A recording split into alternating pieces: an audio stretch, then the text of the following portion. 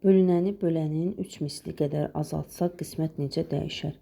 Bölünən A, bölən B, qismət isə G olarsa, A bərabərdir B vurulsun G və yaxud da A bölünsün B bərabərdir G-yə, qismətə. Bölünəni bölənin 3 misli qədər azaldırıq. Yəni A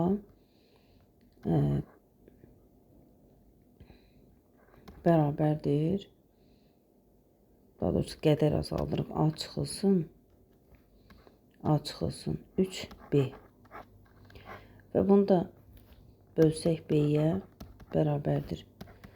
A bölünsün B, paylamaq xassəsinə görə yaza bilərik və 3B bölünsün B. A-nı B-yə böldükdə qismət düşür G, çıxılsın. 3B-ni də B-yə böldükdə sadəcə 3 düşür. Deməli, qismət 3 vahid azalar. 3 vahid azalar.